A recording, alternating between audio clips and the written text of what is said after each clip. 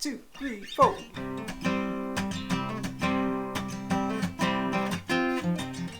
Wake up, Muffin Jack. Yeah, get up off your back. Gather all your memories as you roll on down the track. So roll up to the station. Don't you dare look back. You're just in time to go down the line. So jump on the electric jack. Blowing all your money on things that don't pay back. You're just in time to go down the line. So jump on the electric jack. Yeah, jump on the electric jack. What's up, guys? Welcome to another episode of What Makes This Song Interesting. Today we're going to be going over my song Late Train Jack. So this is going to be a lot of fun. I've got 3 reasons for why I believe this song is interesting. Welcome to the series. This is my spin-off video series off of Rick Beato's What Makes This Song Great. And instead, we say that the songs are interesting because it would be weird if we called them great because they're my songs. So let's get straight to it. Reason number 1 why I believe Late Train Jack is interesting is it's a jam tune. A good old-fashioned get the guys in the garage, turn up the amps, get on the drums and hit them as hard as you can and straight up jam. So this is very much a rock band type of song. It's not your gentle folk tune of the 1960s and 70s where you're contemplating James Taylor, Bob Dylan, and Paul Simon. No, this is jam stuff. Grateful Dead, Fish, Allman Brothers, Government Mule, Warren Haynes, Tedeschi Trucks Band, String Cheese Incident, Jam Band Central. And really the groove itself, to me, feels very much like Lay Down Sally.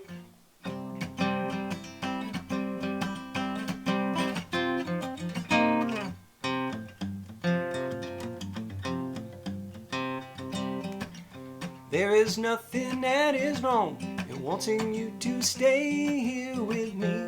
Now that's an A, that's originally in the key of A. Now we're in the key of C, but we'll get to that later. It's a jam tune. You get the point. It's basically the practical nature of this song is to get together with a group of musicians and jam. Now, it does work in a multitude of genres. We'll get to that soon. But reason number 1 for why I believe this song is interesting is it's communal. It's meant to be played with other people. Reason number 2, which we just kind of hinted at, is its versatility in the fact that it can be played in a multitude of genres and styles. And in some of my other videos, I've mentioned this quality in a song to make it applicable to different environments in different genres. So it can be both performed and recorded on different instruments and with different arrangements, but still hold up and have its value. That's really important for having quality material. So let's get more specific. On the recording on Spotify, I'm playing straight up electric guitar. It's a straight up jam tune. And very much like, Lay Down Sally, or it has more of a disco swing to it, believe it or not. So sometimes I was referencing some Grateful Dead in the disco phase. So like Shakedown Street, or even like some J.J. Cale influences when he was a little more swingy. But yeah, it's a rock tune. Lots of jamming. If you like Les Paul guitar, you're going to like that version of it. But the original way that I wrote this song, Late Train Jack, was on acoustic guitar, just like we are today. So I wrote this in the key of A, in more what I was considering to be like bluegrass.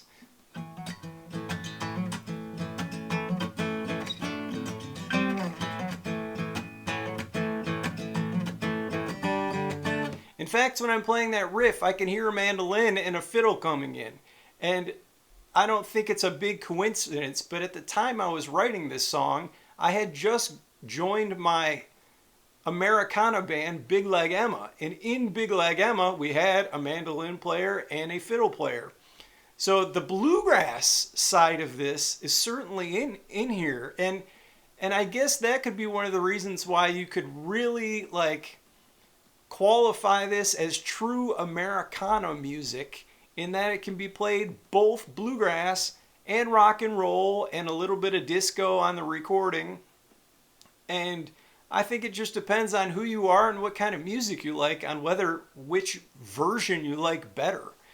I don't really have any recorded versions that I love of the bluegrass solo acoustic guy. So wake up, my friend Jack, get up off your back, gather all your memories, 'cause they're all you got to pay.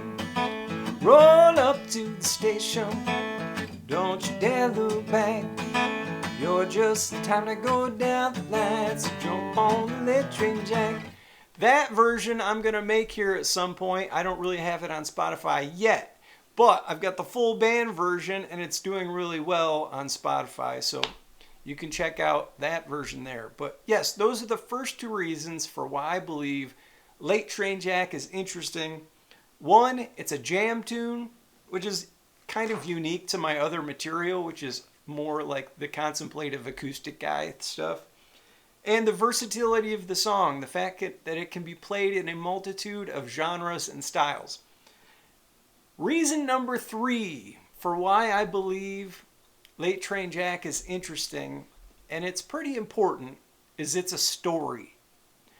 When I was writing this song, I was spending a lot of time on the road, traveling, touring.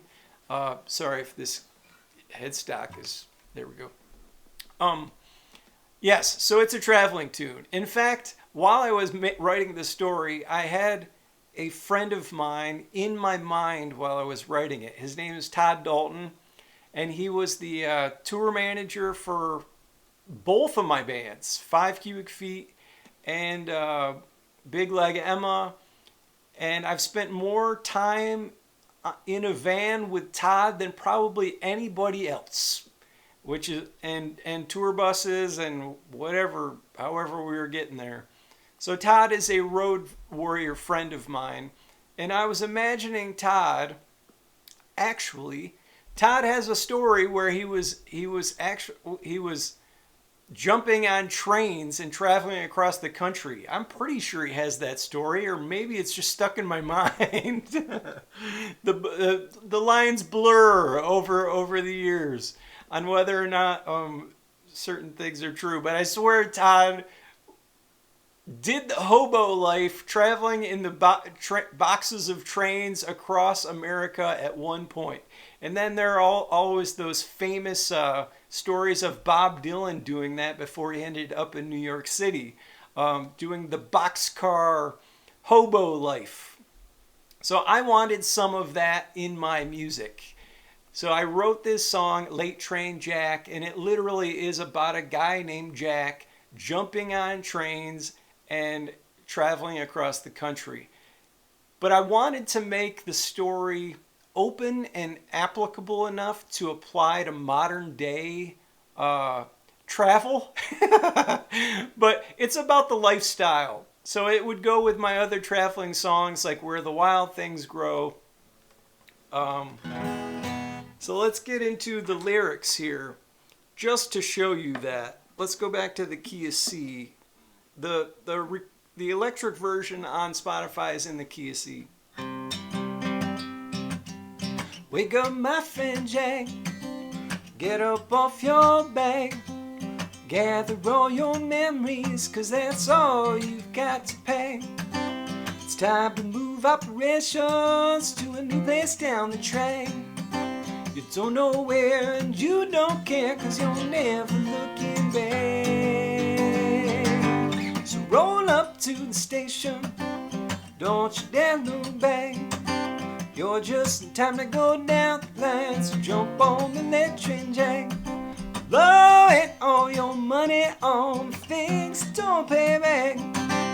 You're just in time to go down the line, so jump on the lead train, Jack. Yeah, jump on the lead train, Jack. So you can see in the lyrics of the song, it's basically a story. There's one more thing I wanted to mention, and I've mentioned it in some of my other story videos, is that many times when you're going from an acoustic song to an electric song, like I record it, you have to change the keys that you're in to suit the surrounding instruments that you're playing with. So when I wrote the song, it was in A.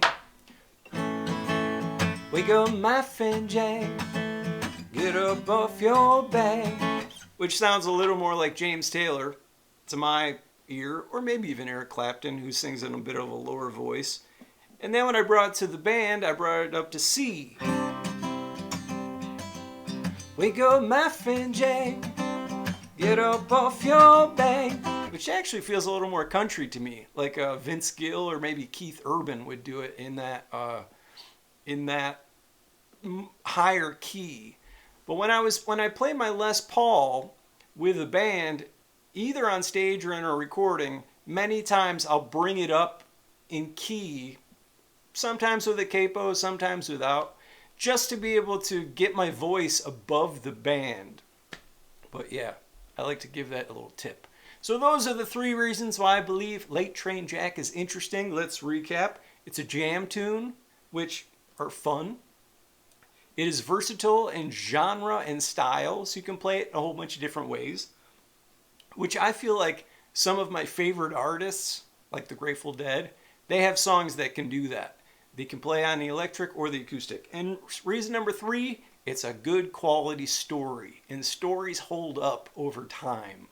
Like 20 years from now, I'm sure I'll still be playing this song, and hopefully other people will be too.